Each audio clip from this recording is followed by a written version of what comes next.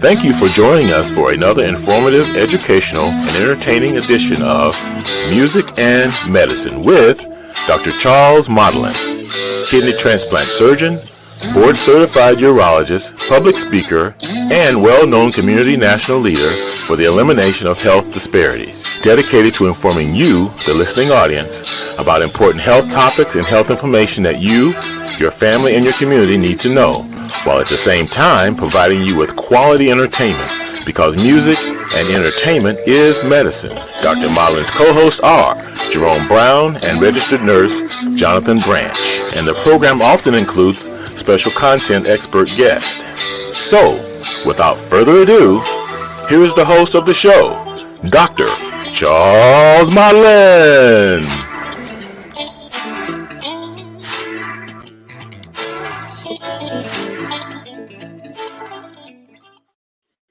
Hello, everybody out there in the viewing audience. Thanks for tuning in for another exciting and informational episode of Music and Medicine. I'd like to thank Mr. William Reed for that wonderful introduction. We're so appreciative to be here with you this evening. We have a very special show. Our topic this evening is going to be on kidney disease and chronic kidney disease and kidney transplantation. Later on in the show, we're going to be joined by two of my kidney transplant recipients, Mr. LaVance Lining and Mr. Ray Freeman. And LaVance Lining is going to be our entertainer also. He doubles not only as a kidney transplant recipient, but as what he calls himself, the clean comedian. So we look forward to having a wonderful program this evening. I wanted to start out by alerting everybody to the fact that we have our Metro Health Minority Men's Health Fair coming up. It's just right around the corner, Thursday, April the 27th. That's the last Thursday in April. It's a free health fair open to everybody, regardless of race or ethnicity or gender.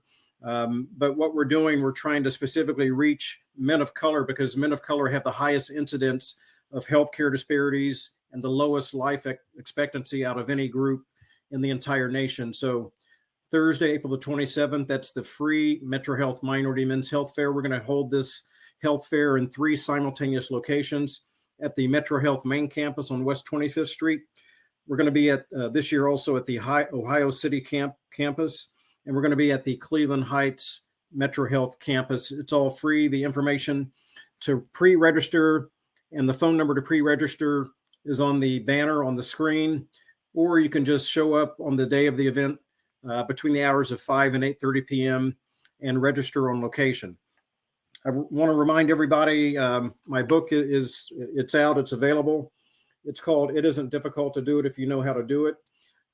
It's a book specifically dedicated to advancing the success opportunities for our younger generation. We, the older generation, have an obligation to impart upon the younger generation our skills, our wisdom, our knowledge, our advice, our guidance to help their success journey perhaps be somewhat less difficult, arduous than what we experienced growing up. So I encourage people to get the book. It Isn't Difficult to Do It If You Know How to Do It. It's available on Barnes & Noble online and also Amazon online.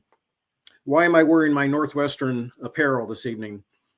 It's because the Northwestern basketball team was selected to compete in the NCAA March Madness basketball tournament. It's the second time ever that Northwestern has made it into the NCAA March Madness tournament. So I actually will make a prediction that Northwestern will be the national champion of the March Madness basketball tournament this year. I'm confident about that. So go Wildcats. I don't know if that show. Okay. Yeah. Wildcats, Northwestern Wildcats. They're going to be number 1 this year. So I wanted to go ahead and kind of set the stage for our topic of discussion, which is kidney disease, kidney failure, and kidney transplantation. So Russell, if I can have the slides. So that is on the screen is a picture of me when I first arrived at Cleveland Clinic as a kidney transplant fellow. You can see how young I look. So I show this picture just to show how long I have been in this field of urology and kidney transplantation. I was the first and only African American kidney transplant surgeon in the history of Cleveland Clinic. And I was the first staff urologist in the history of Cleveland Clinic as well. Just means we need to encourage others, young people, to pursue urology and kidney transplantation. And again, that's one of my roles and responsibilities to do that. Next slide. So we're going to be talking about kidney transplantation, and I hope nobody has any queasy stomach, but I'm going to show you some pictures of what a kidney transplant looks like. We call it a kidney allograft. That's a picture. With my left hand, I'm holding a kidney allograft. That's from a deceased donor. You can get a kidney transplant from either a deceased donor or a living donor. Next slide. And you can really see how generally, what is the size of a kidney in relationship to my hands. That gives you a perspective in terms of what the size is of a normal kidney. Next slide. I'm wearing the school colors of my son. He went to Texas Tech. Again, another slide. I'm preparing a kidney prior to us implanting the kidney into the recipient. Next slide.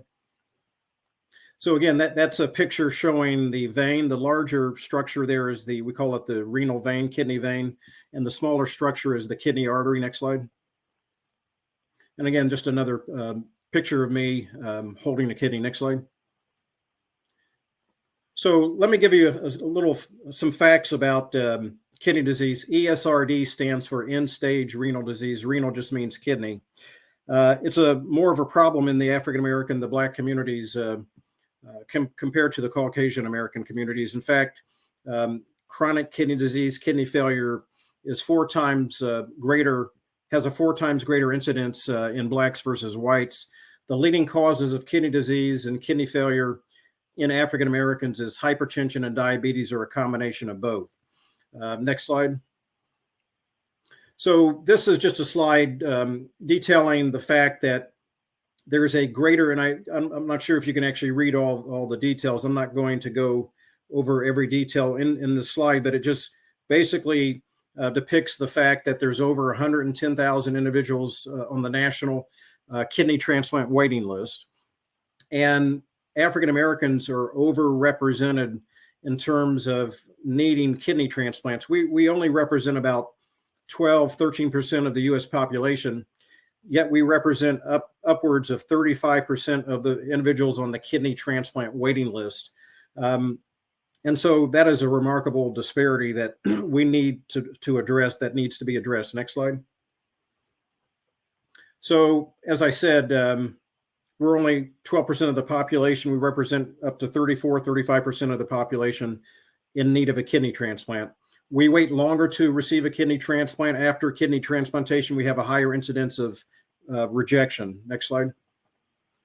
So this is just a graph, a chart indicating how many Caucasians, Blacks, Hispanics, Asians, and others are awaiting kidney transplantation in relationship to the percentage that they represent in the population. And you can see African Americans, as I indicated, are in much greater need of kidney transplantation compared to the percentage that we occupy in the population. Next slide.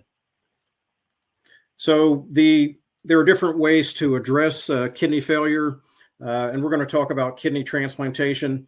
But the best way to go about addressing kidney disease is to try to prevent the onset of kidney disease in the first place. Next slide. And the best way to do that is through controlling and treating high blood pressure and diabetes, and trying to prevent high blood pressure, diabetes, and obesity. So this is just a study that we performed at Cleveland Clinic showing that if African Americans are fortunate enough to have a living donor, the graft survival of that kidney will survive just as long as it does in Caucasian Americans. But if African Americans receive deceased donor kidneys, there is a lower graft survival or rate of survival of that kidney transplant compared to their white counterparts at all time points. Next slide. So the take-home message for that is that we need to be more aggressive in trying to identify living donor transplants for African Americans whenever possible. Next slide.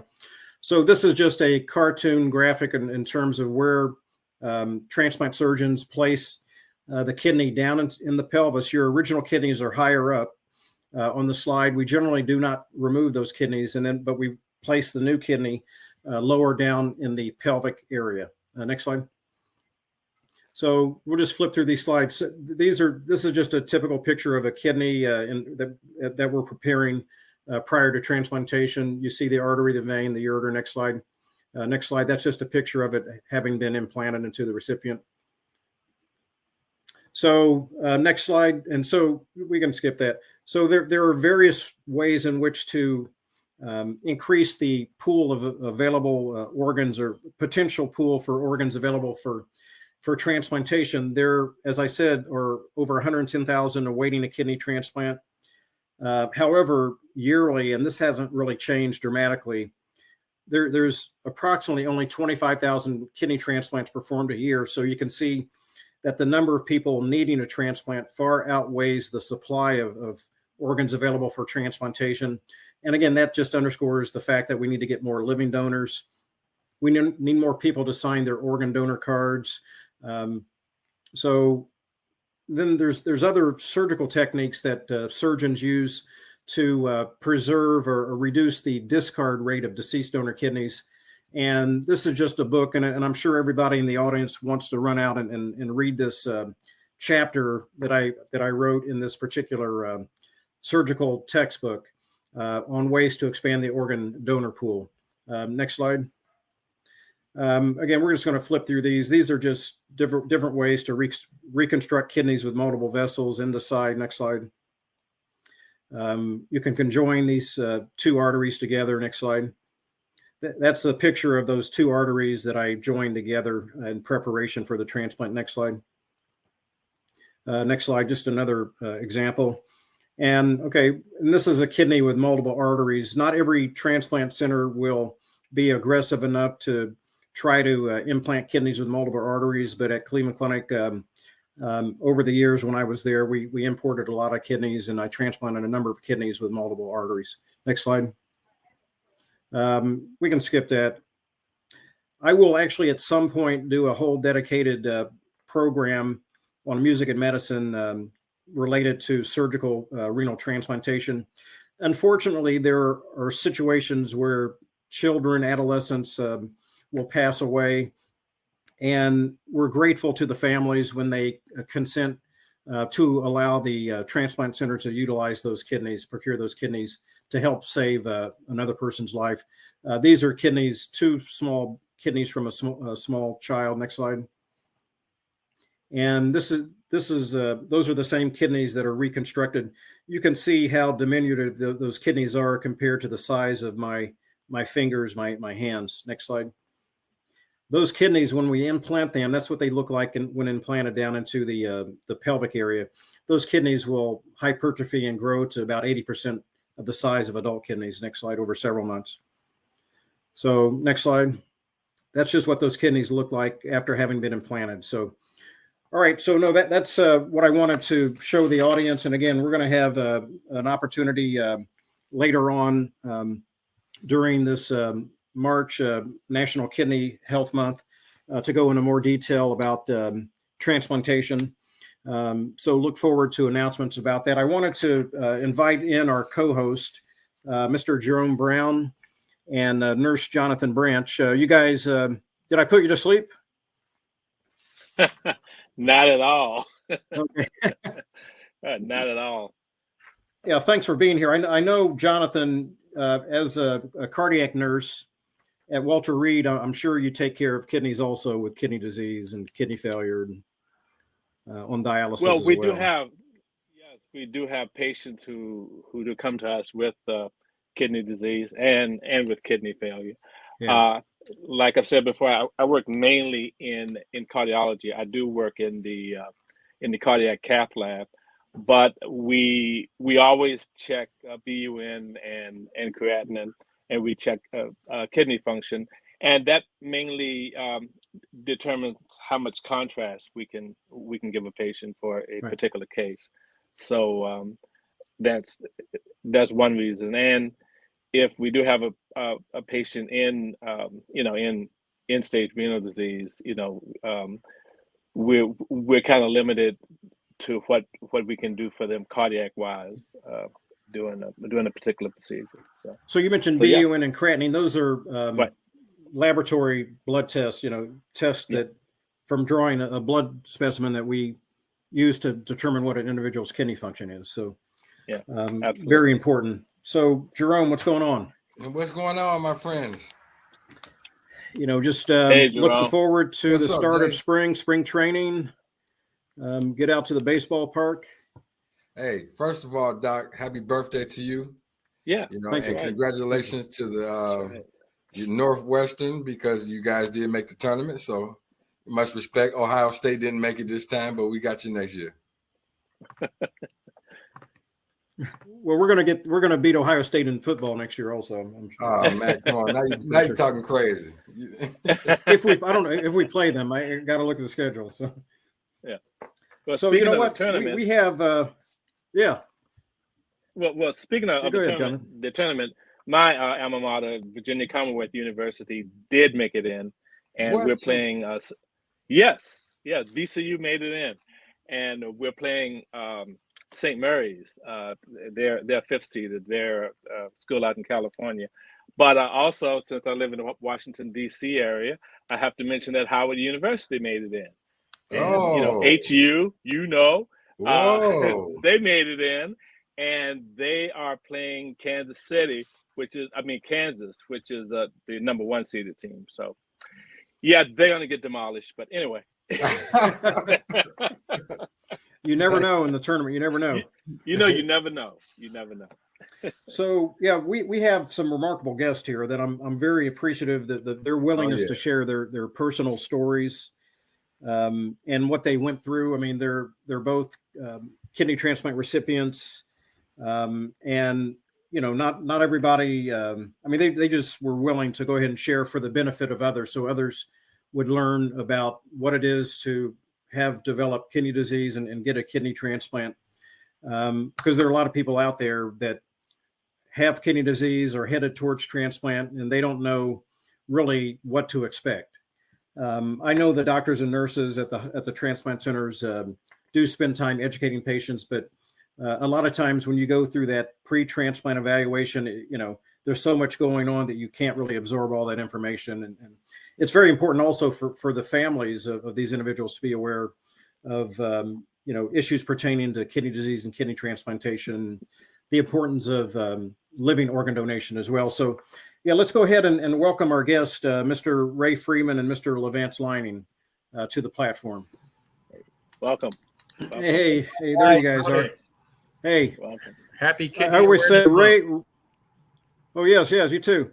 So Ray always puts me to shame. I mean, he should be on GQ magazine, and LaVance. I mean, you always outcool me, with your hat, and you're so cool that I've never been able to be that cool before. I didn't get accepted in medical school.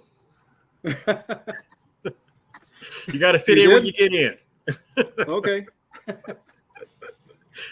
So how are you guys doing, LaVance and Ray? How are you guys doing this evening?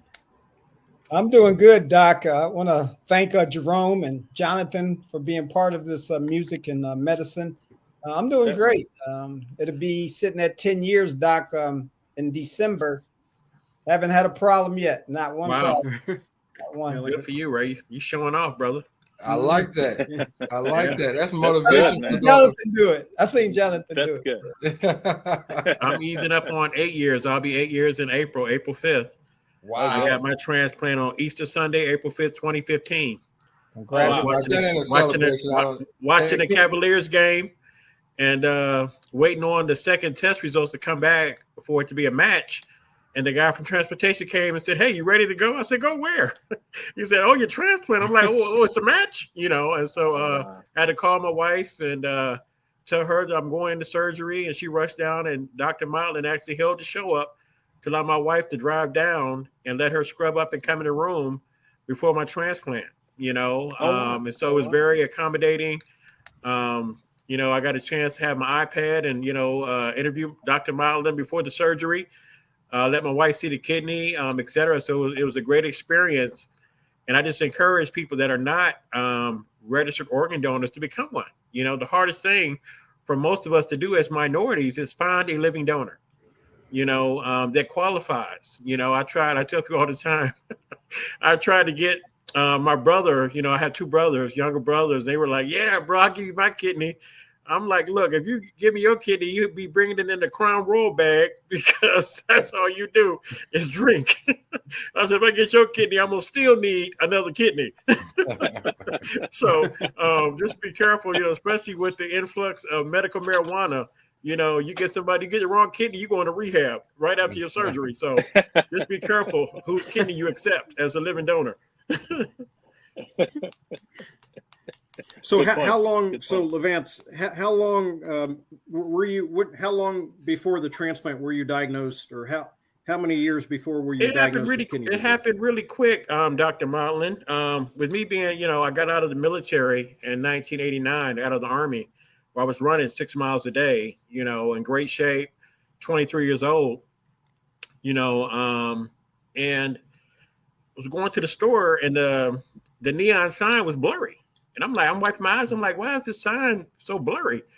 And that's how I became a diabetic. You know, my blood sugar was 996 when I got diagnosed. You know, normal is 80 to 120. So I lost 40 pounds in 5 days. I thought I had the flu. So I'm drinking these big gulp cups of tea with honey, lemon, and sugar in it. So I'm just spiking my blood sugar, thinking I'm bailing myself out of the flu. And so I went to the emergency room. My mouth was stuck together. I was so dehydrated. They gave me 5 IV bags before I made it to the floor to be officially diagnosed as a diabetic, a type 1 diabetic with no diabetic education. That was my onset into the realm of being threatened with CKD, you know, chronic kidney disease. And so, you know, time rocked on. You know, I was mismanaged myself because when you're 23, you feel like you're a superhero. And I was in denial with all the nurses. The diabetic nurses told me, Mr. Lining, you know, you could be on dialysis by the time you're 30. I'm like, oh, 30 is a long way off. I'm only 23. I got time. And guess what? Time rocked on. And eventually I was in kidney failure. You know, when I found out, I was in stage 4 of kidney failure, you know, and that's really end stage, you know. And so I found out in 2012. And so you think from 1989 to 2012, I mismanaged my diabetes to the point of I killed 2 kidneys. You know, I killed 2 kidneys with my mismanagement of my diabetes. You know, never had high blood pressure. You know, I was such an avid runner growing up that, you know, they always used to say my blood pressure was so low. They're like, why is your blood pressure? You should be dizzy. I'm like, no, I'm good. You know, but I was a sprinter, you know, and so never had any trouble with blood pressure. But guess what? Once my diabetes went bad, it drug my blood pressure down with it. So my blood pressure was now, you know, you're full of fluid from your kidney failure. You guys know this already. My blood pressure was 300 over 200 or 200 over 110 or, you know, some crazy numbers that most people get rushed to the hospital for, you know? And so it was amazing that my body was able to bounce back and even sustain itself and be strong enough to be in surgery for 7.5 hours to get my transplant. You know, you think under normal circumstances, I was so full of fluid. I went from 189 to like 265, and it was all fluid. My body was retaining that much fluid with my end-stage renal disease. Hey, Ray, what was your situation? How did you meet Doc, and how did this come about here? My situation is a little different. I had started having like symptoms in 2010. So 2010, I was seeing my socks, my ankles would swell up. Okay. And I was dehydrated all the time. I always wanted to have some fluids. And Dr. Modlin, to tell you, I'm a pro athlete. So me playing with the Denver Broncos for 2.5 seasons, then coming back to Cleveland, I was active. You know, I was playing racquetball. I was playing baseball. And then I wasn't the same guy I was. I mean, I'm like 46 years old, and I was just not feeling up to par. So what I started doing is going to a different hospital here in Cleveland, and just like he said, I thought I had the flu. I thought it was something else, and I went to a medic clinic, and they were like, "Oh yeah, just take this, you'll be fine." I started taking that. It made me sick.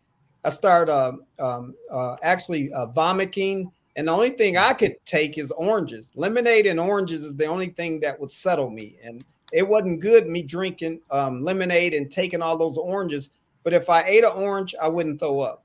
So my sister came home and she came by my house and I was just sluggish on the couch. She's like, you're getting up. You're going to the hospital today. And it was a Saturday. And I went down to the Cleveland Clinic and I sat there and they took me in. They did all these tests. And then they said, are you okay? And they was asking me questions. I'm like, yeah, I'm okay. Because, I'm an athlete. And when, like he said, he was out of the military 23. I'm out of the National Football League. I mean, I didn't play with 400-pound linemen. That stuff don't stop me. And, I'm strong. I'm still lifting weights. But when they sat down there and told me my kidney was only functioning like 17%, it blew my mind to be that young, 46-year-old man, your kidney function at 17. And this is before Dr. Modlin. They was like, you're going to have a kidney transplant or you're going to be on dialysis the rest of your life. And I was like, I'm not going to be on dialysis the rest of my life. Some of Dr. Modlin's old actual employees, along with a good friend of mine, Mayor Brad Sellers, they said, you need to go see Dr. Modlin. He's this, he's that. So I had an actual surgeon that they already lined up, but I wanted a brother. So I wanted a brother to work with me. No offense to any good kidney transplant doctor, but I wanted a brother of my kind to work on me. I met Dr. Modlin. We hit it off from day one. He's been my friend. We did well over 5 or 6 documentaries. We did everything, kidney walks. He's really became my friend. He's my go-to. And now I'm the spokesman in Northeast Ohio, talk to people. I didn't actually seen 10 of my friends while I was going through the kidney transplant die. So I had to go see their families and deal with that. But I've actually talked to over 40 guys and girls that were in need of a transplant, got a transplant. Dr. Modlin has talked about 10 of them. And I think I'm just the ambassador and spokesperson for that person because, hey, I had a little notoriety. I'm going to take that notoriety and people like me. So, yeah, I'm going to tell you what you don't do and what you should do. So I'm hard on them. I mean, the 30 I deal with, I'm hard on them. They call me Mr. Freeman. They go over in their actual, in their weight. They drink too much during their dialysis, all that. I get on them. So they're drinking pops. So don't drink none of that stuff. So, Dr. Modlin knows I read every actual ingredients on whatever I eat and whatever it is, what's in it. I don't do sugar. I don't do salt. I don't do none of that stuff. I mean, I'm very militant, like LaVance was. I don't take too much stuff in my body. So right. So and that's why your kidney has survived for so long. Both of you guys have taken care of the kidney. When you get a kidney transplant, the audience may know you have to take anti-rejection medication. Otherwise, the kidney will reject because it's from another individual body will recognize that as foreign tissue. Yeah. Now is that for the rest of your life? So Ray, you got a living donor. It's for the rest of your life. Yeah. Correct. Yeah. So Ray got a living donor. And again, you look at African Americans, we're less likely to be able to identify a living donor in many situations because our friends, our loved ones who would otherwise be willing to donate, they themselves a lot of times have diabetes or high blood pressure. So anybody who wishes to donate has to undergo a very rigorous medical evaluation to make sure that they can safely donate, that if they donate, they themselves are not going to go into kidney failure. Most individuals have 2 kidneys, and we know that it's safe to give 1 kidney, but you have to go through a thorough evaluation in order to do so. You guys touched on a lot of stuff that's very important. The number one sign or symptom of an individual who has early kidney disease is that there are no signs or symptoms in most situations. Really? In later, no signs or symptoms underscores why, and Jonathan knows this as a nurse, you have to go undergo routine preventative health screenings for your blood pressure, to check your diabetes, your cholesterol. I mean, there are rare instances where individuals will have hereditary kidney disease, polycystic kidney, things like that. But in most situations in blacks, it's high blood pressure, diabetes. And we need to educate our families and friends about the importance of living donation. Like I said, African Americans are less likely to identify a living donor. We wait 2 to 4 times, 5 times longer in the kidney transplant waiting list. who the individuals on the list who get transplanted, there are a lot of variables who determine, where you are on the waiting list. It depends on the match between the prospective donor and the recipient. So your place on the list varies, all the time. But it also depends on your blood type and how many antibodies that you have against the prospective donor. Yeah. So there's a lot that goes into it. One thing I always say, if somebody is waiting for a kidney transplant, if they're on dialysis, or even if they're not on dialysis, if possible, unless it's a medical situation, emergency, try to avoid getting any blood transfusions, because getting blood transfusions from exogenous donors will increase your antibody levels against prospective donors. So there's a lot that goes into it. We're going to have another special show on this as well. But Ray was talking about the swelling of the ankles, nausea and vomiting.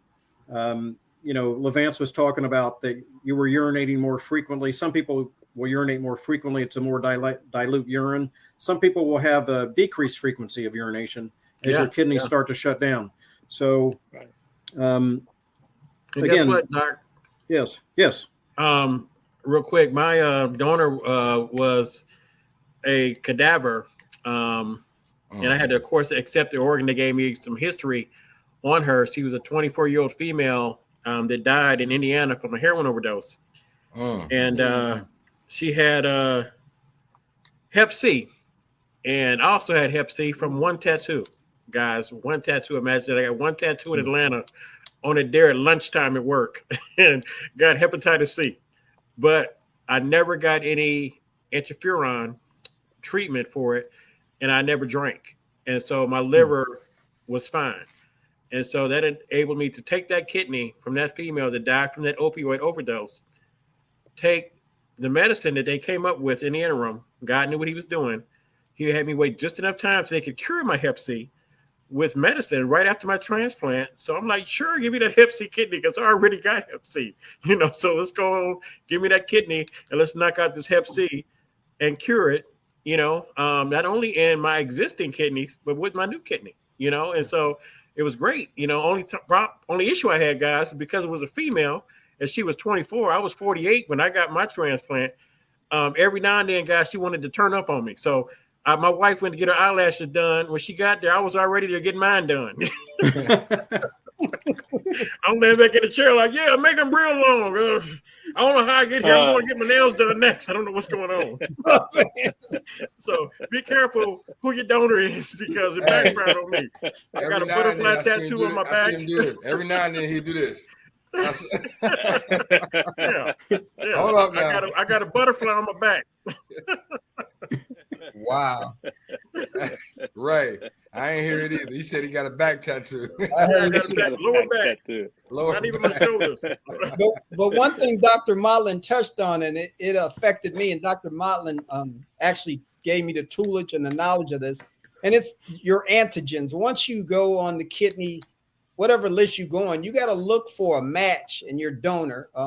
Cadaver is not the best, and I know LaVance went through that way. I had a living donor, but you got to look at matches. You got to look, okay, if I had chicken pox at a certain time, did my actual donor have chicken pox? Did I have these type of antigens? Do they match my antigens? Do they match my blood type? I was a B positive. My donor was a B positive, but it's a lot of things that go into it.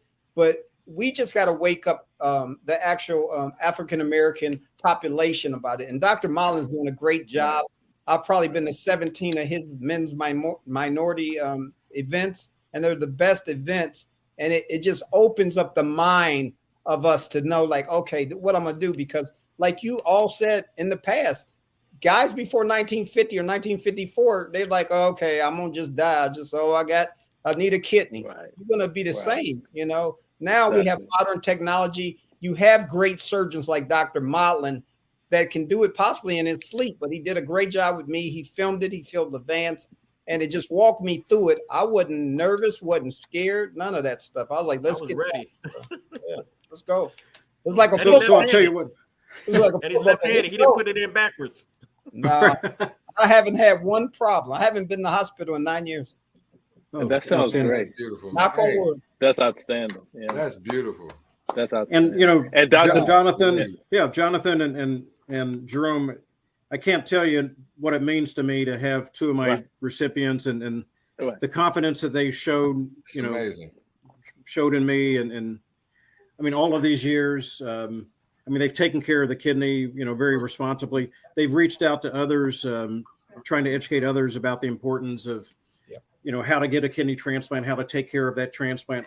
Because again, not everybody takes care of these organs. There's not enough to go around. So Exactly. I can't thank these two guys enough for the confidence that you placed in me, and I'm really humbled and honored. I mean, seriously. And You did guess a what, great guys? job. Real quick, You did I a met great Dr. job. Modlin.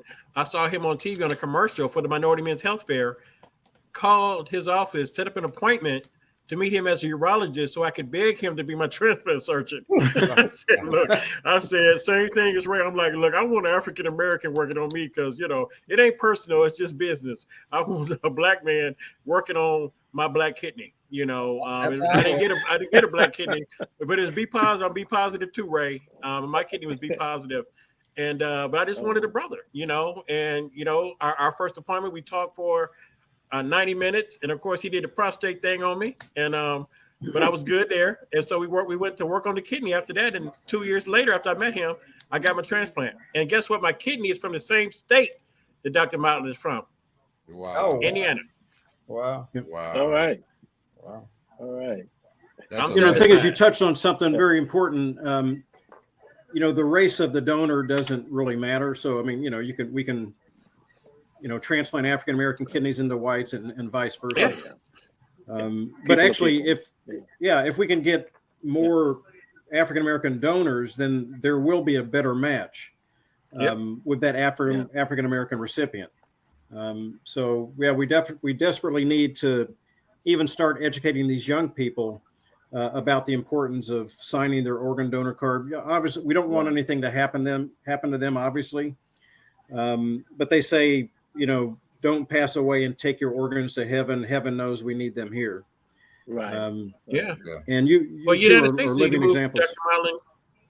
Oh, yeah, I'm sorry. What's Go that? ahead, Dr. Modlin. No, go ahead. What was that? No, I was saying we need to move to the opt-out of being a posthumous donor like Europe, as opposed to us automatically being declined by default. That would clear a lot of that up because, had a situation pretty close to my family where the person wanted to be an organ tissue donor and he died suddenly of a heart attack.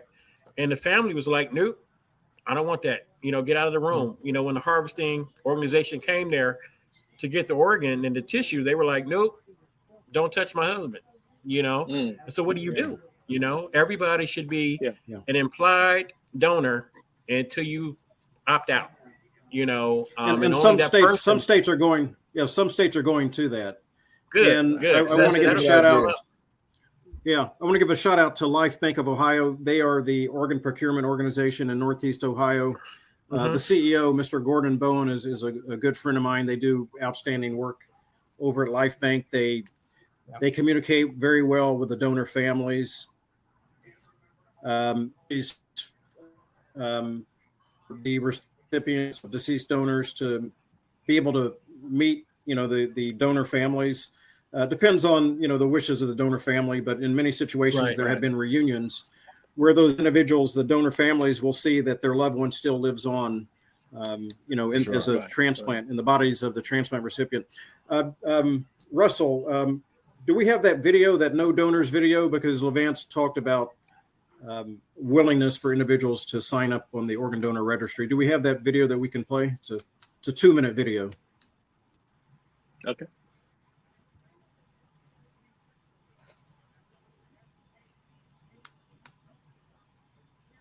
And this is just a animated depiction as to why many African Americans are reluctant to register to be organ donors.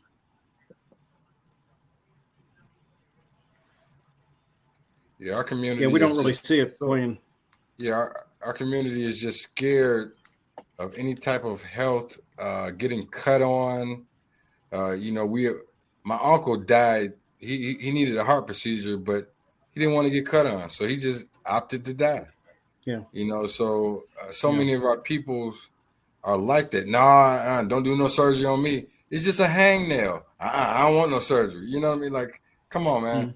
We have to get over that because we are killing ourselves and knocking off 10, 15, 20 years off of our lifespans because of this type of phobia that we have amongst our peoples.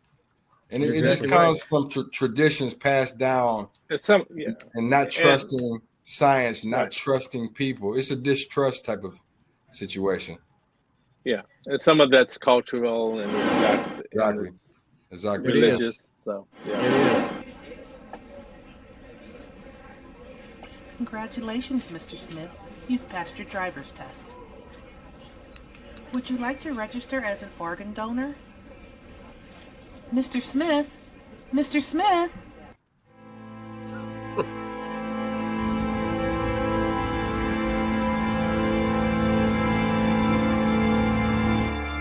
They promised they'd give him the heart transplant. The heart attack came early. They said there was nothing that they could do. So the doctors let Dad die?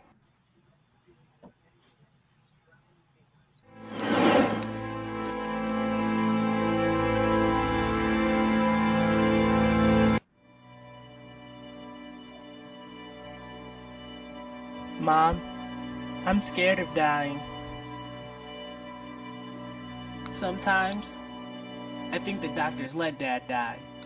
Honey, the doctors did all they could do. Your uncle needs a lung transplant. Will the doctors make sure he gets one? He's on the waiting list, no guarantee.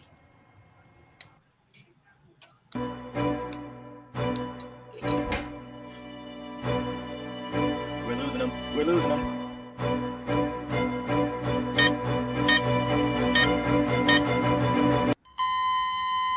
Call the death. Mr. Smith? Mr. Smith? Would you like to register as an organ donor?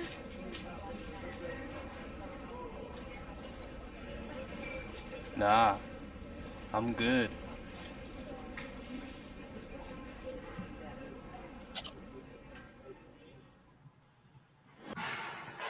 So like you were saying, Jerome, there's a lot of distrust. A lot of people out there think that if you sign that organ donor registry card, and if the doctors and nurses know that if you're an organ donor, they're going to let you die if you're in the ER or ICU, so they can use that organ for somebody else. That doesn't happen. The process whereby organ or prospective organ donors are identified, deceased donors, that is completely separated. There's an organ procurement organization that manages those patients. It's completely independent of the transplanting surgeon. So there's no conflict of interest there. I mean, nor would there be. But again, that's a perception. I think that perception is more rampant or more prevalent in the Black community. Oh, yeah. You think about the shot. You think about, the vaccine. People were citing Tuskegee when they had no idea what Tuskegee is, know how to spell it. Exactly. It's like they withheld the medicine in Tuskegee. We're trying to give you medicine, in the vaccine. Yeah, but Jerome is correct on that. I mean, I get pushback, and those 30 patients I've helped and maybe 15 have acquired a transplant. They're scared of it. They don't want to do a transplant. It's like, no, they're going to take it. They have this mystery, this African-American mystery. Oh, they want to kill us. They're going to take our organs. Well, if you die, you got to do some good with it. I mean, you got to leave something for somebody else to enjoy life. And why would you not give them, if you can, if you have a good living donor, and you still have body parts? I mean, they have a misconception of it. So, yeah, right. like you're going to need. I'll tell you what, Ray. In heaven. Like you're going to need it in heaven. Exactly. Yeah. And just in case I come back. Just in case I come back. Exactly. Right. I might need that. Well, Ray, I might need that. and like I say, Ray, you've helped countless more than 30 people. You don't really know all of the people's lives that you've touched.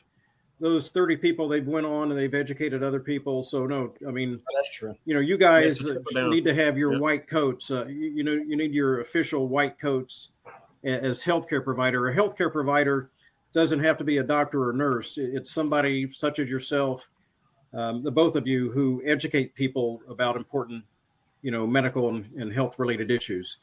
LaVance, as I understand, do you have some video that you wanted to show us? I believe I sent in some video, to share. I'm doing TikTok, though I feel like, TikTok is relative to the person, because at 56, I feel like my time is running out sometimes. So TikTok is very valid in my life sometimes, especially after being on a ventilator for 8 days and in the hospital for 27 with COVID pneumonia. Even though I was vaccinated and boosted, I still got it. But nothing makes you appreciate life more than the taste of a ventilator for 8 days. So yeah, I did send in some video, and hopefully it plays. But I try to be funny in conversation, so we don't have to depend on video. But roll it if you got it. Yeah, they got white dresses, white hats, white stockings, white shoes, everything except medical knowledge, right? Oh yeah, they look like they can help. They look like they can be of assistance. I'm not bad. For you older saints, I got the sugar. I got that sugar. And one Sunday I take insulin, come to church, praising God. I get dizzy, fall out. I'm laying down my back, looking at the lights. Out the corner of my eye, I see a white streak, y'all. Church nurse, I'm like, thank God. I said, please, can you go to the car and get my insulin? I'm a diabetic, I didn't take my medication. She said, shh, don't talk, let the Lord have his way.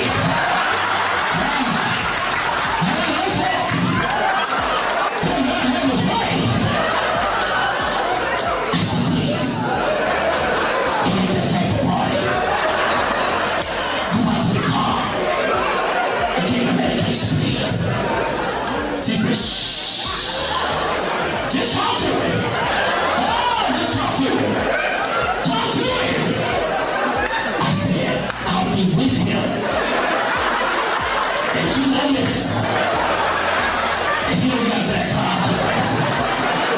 I am sitting here in the surgical room 24 with the surgical team prepping for my transplant, waiting on the renowned Dr. Charles Modlin to get here, and the rest of the team. And then I'll be gone for 4 to 6 hours.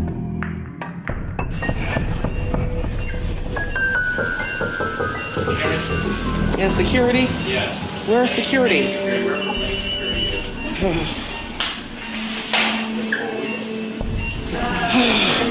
can't get through. I'm going to leave the car right there.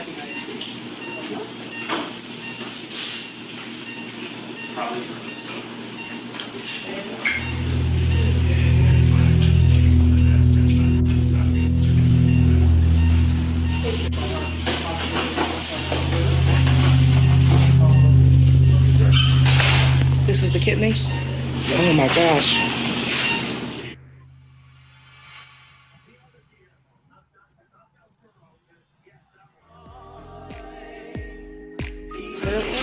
Wow. See? That's He's going to a kidney? reattach all the vessels that are the white or free things sticking out there, and Oh my God. Amazing.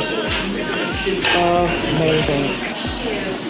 Well, all I know is I'm happy for you. It's been a while. You've been waiting for a while. And we have a good kidney for you here at Cleveland Clinic. We're going to do a great job. We have #1 class team ready and assembled for you on this Easter day. So we're happy that you're going to be here with us, and we're ready to get started. Miracles, yeah, yeah, yeah. And wheeled into the operating room knowing that I was going to get a second chance. It was fantastic. It's not even a good enough word to describe it.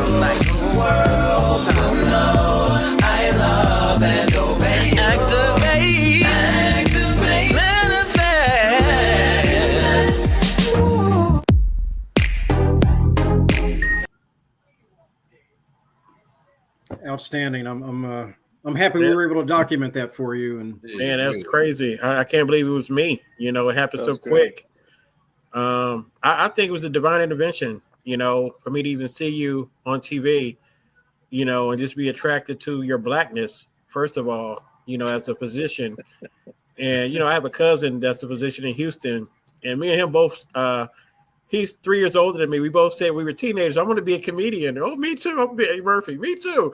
He went to Houston and became a doctor. I became a comedian.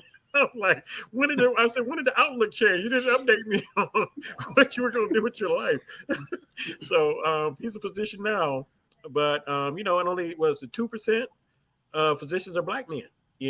And so my wife, shout out to my wife that was there, Tina Lining, who is the senior director of diversity, equity, and inclusive excellence at the Case Western Reserve School of Medicine. So she gets a chance to impact lives of not only leaders at the School of Medicine, but also faculty and students. And so my life has come full circle. My wife is from East Cleveland, Ohio. Went to Case, graduated from Case. I went to prison and caught a case, and so everything is great. It's all relative. And you're in DC, Brother Branch. I'm sure you've heard of Paul Berry on the news there. That's my wife's uncle. He was just here visiting us 2 weeks ago. Yep. Yeah. Paul Berry is my wife's uncle, and cool guy. He came down and stayed 4 or 5 days with us. So just a lot of Black history in my family, and I'm the first transplant recipient out of my family that I know of. I just sent off for Ancestry DNA kit, not only to find my family, but in case I need another kidney, at least I know who to ask. So it's sneaky. It's like, put you on the D. You match DNA wise. Let's do the whole workup. So So I thank God for that, and I'm as happy for Ray as I am for myself. Because not many people get the gift and talk about it. So many people are so private. So worried about people judging them. Correct. For their transplant. It's like, how could that be negative? How could that be something that demarginalizes you or stigmatizes you when you got a kidney, you're still alive, and you're helping other people realize that it's available for them too? Yeah. Now I got a question for the both of you. First, Ray, same question, gentlemen. What do you appreciate more now that you have the kidney than you didn't appreciate prior to having a healthy kidney? Go ahead, Ray. For me, I didn't tell you guys, but and Dr. Modlin knows this, I'm in charge of a national urban school board, public school board members, and they affect children every day. So from this surgery, I have went to different levels. I would have never thought I would have been on a national stage for 60,000 school board members and 9,000 people listening to what I got to say. So if you get that attention of people and they're speaking, they're like, oh, he was a kidney transplant. It moves that crowd. It moves that conversation when I walk off that stage. So I can touch children going through this. And I've seen children pass away with the same kidney that me and LaVance went through. So what for me is God gave me another chance to help people. I always help people, but I'm helping them at a higher level than I could ever do ever in my life. So you become an advocate. Very good. Very much so. And that's beautiful, man. Because not just the kids, people your age that are strong, NFL, athletes that would not ever think about, a kidney. You're making them open their eyes like, man, my boy Ray, he went through it. I maybe, need to do something too. So I like that, man. And okay, LaVance, what was your life-changing moment? You get that kidney and go to the NFL, right? You get it early enough. Past that physical. That scar ain't what it looked like. I would say for me, like Ray, I didn't get a chance to talk about it. Most people wouldn't talk about it at this point in our session, is that I am also in recovery. I'm from drug addiction. I'm 17 years recovered from a love affair with cocaine.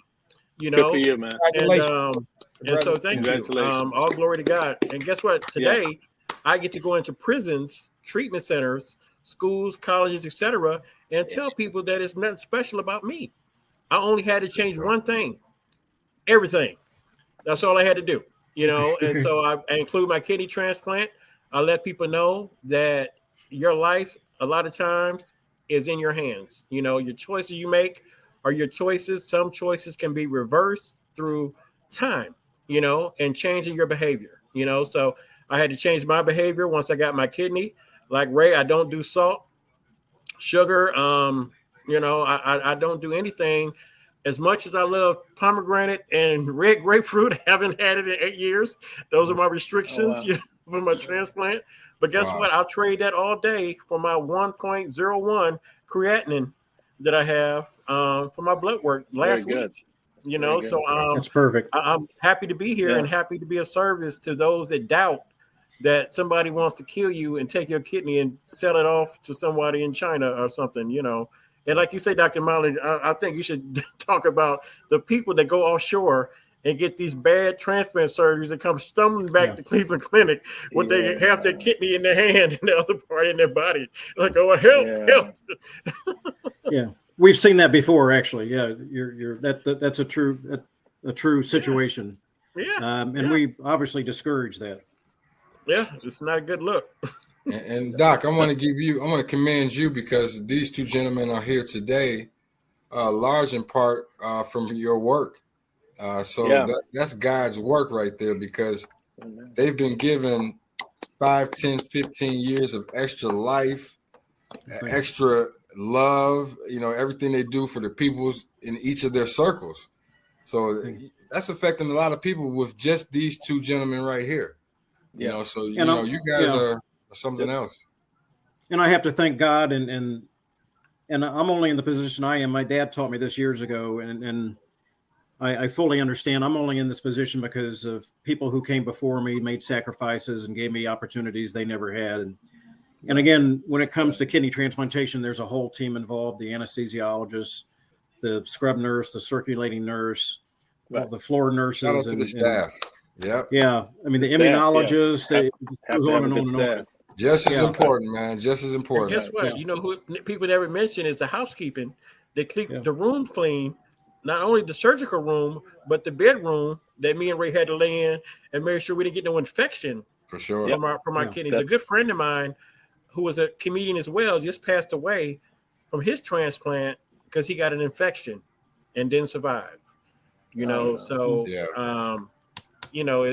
It's real, but everybody, it takes more than the surgeon to be successful in a transplant situation. But thank God Dr. Modlin paid attention in school and passed his clinicals and didn't phone it in. He said, oh, yeah, I know this. I got it. Yeah, I read that last week. Well, I'll tell you what. I mean, I would never make it as a comedian or a professional athlete. So again, or a singer. See, Jerome and Jonathan know that I've tried to. He can play a horn. Well, a little bit, I used to be good at the trumpet, but Jonathan and Jerome know that I've tried to, tell a few jokes here and there on music and medicine, and haven't gone over too well. But really, he'd be trying to rap and everything, LaVance. He be trying to rap. He's like, oh. That's why y'all the co-hosts it's a payoff to keep quiet, huh? Yeah. I'll let you guys sit with me as long as you keep a secret. Right. Hey, he pays through Cash App. Ain't that something? So LaVance, where can people see your comedy shows? How can they access your look me up on TikTok. I think it's LaVance Laughs 216. I'm on Facebook, LaVance Lining, Instagram. I think TikTok is LaVance Sees You or something like that. But just look up LaVance. You may run into my son, LaVance Jr., who's a civil engineer, but also a great artist, a great painter. He's all over Instagram. Talented kid, never took an art class, and can paint. And guess what? And can dunk. He's the only lining ever to touch a rim that wasn't putting it up on a ladder to drill it in, you know what I'm saying? So the next generation is always supposed to do better than the previous. So I'm happy at least one lining has dunked the basketball in life. I was like Ray, I was a football player, and I was fast, but my high school didn't have a football team. I went to Cleveland School of Arts, so it was all about acting and dancing, etc. And I tried to go play for Cleveland Heights, but they wouldn't give me a transfer. But I would have been a wide receiver and a running back. I was like, and put you in mind of Eric Metcalf. I had that kind of speed, that kind of quickness, but thank God I didn't do it because my body couldn't handle it. Yeah. I got small bones. You'd have been fine. You'd have been fine, man. You'd have been fine. I was running. I've been running. Yeah. Hey Ray, were you part of Ray, you did the fumble game? Yes, I was. Oh Lord! I wasn't going to out him. I knew that. I didn't want to out him. I shouldn't have answered that. I should You not could have have told him answered to pass. Yeah, on the 2-yard Which line. game was it? I'm sorry. It's the AFC championship. Yeah. AFC Cleveland championship. Browns and Denver Broncos. Oh, okay. Celebrated too early. Keep your arms on the ball. Hey, things happen in life. Well, I appreciate the manhood of coming back to Cleveland as an ex Denver Bronco. Yeah. So that's when the Jerome, Broncos beat the Browns. Correct. Yep. That's correct. They would have went to. So not only that, Jerome. Oh, that's too bad. Oh Lord! Yeah. Pull a plug, Okay. Doc. Pull a plug. That's too Pull a bad. plug. What is that? Hey, I'm gonna send you some gear. Russ, help But me, Jerome, somebody, not only that, but Ray works with Brad Sellers, who was on the team when Michael Jordan beat the Cavs. Oh Yep. Lord, have Yep. mercy. Over Craig Yep, Eagle. I know Mayor Brad. Yep. Oh Lord, Yeah. this is just That's getting worse funny. by the second. That's funny. Come on, Jerome. This is getting worse by the second. Hey, go Cavs! That's all I can say right now. Hey, I'm saying go And Cavs. go Northwestern. Go Howard U. You know. So BCU, Ray, how go can Rams. we and the listening audience support your efforts with your national school board initiatives? I'll put it on the podcast, and Russell can put it on there. Just how they can get a hold of me on the national front and even on the local front. You know, I work with probably 10 different public schools here in Cleveland Heights, Bedford, Maple, two other Garfield. So I deal with them, but my main purpose is to get out the information. The information, and someone said it, you know, you got to meet them where they are. I mean, you got to meet these kids where they are. You can't try to teach them or do this. Like if a child can do it at home, sometimes we have to open up that avenue of Zoom. So I'll give it to Russell to put it on there next time. Excellent. And thank you for that, Ray. It means a lot for people to see people look like them in leadership, especially in education. Okay. You know, it's not a lot of that going on, you know, and the same thing, you know, you think about anything, a real personalized grassroots delivery speaks volumes more than a clinical type of setting of somebody coming in and saying, don't use drugs. Drugs can hurt you. It's like, no, tell somebody, hey, I used to be a drug addict, you know? And so people listen to me, prisoners listen to me. And the best thing about speaking in prison, y'all, is I get to leave when I'm done. How about that? So it's good. But guess what? People's right. I see men that haven't laughed in 5, 10, 20 years sometimes cracking up with tears running out of their eyes because of my gift. I don't take it lightly. I know that my willingness to go, God's going to give me what to say to touch those men's hearts, you know, and that's what it's about. Let them know I see you, I understand you. And guess what? There's still hope. You know, as long as you still got life in your body, there's still hope when you get out of prison to turn your life around, you know, and you can do it, you know. And so same thing with the school system. You know, kids have to know that I can be a Ray Freeman. I can be a Charles Modlin. I can be Jerome Brown. I can be Jonathan Branch, you know. It's available. Amen. Yeah. And our man behind the scenes, Russell Johnson, you know, our producer, you know. Russ. Plan.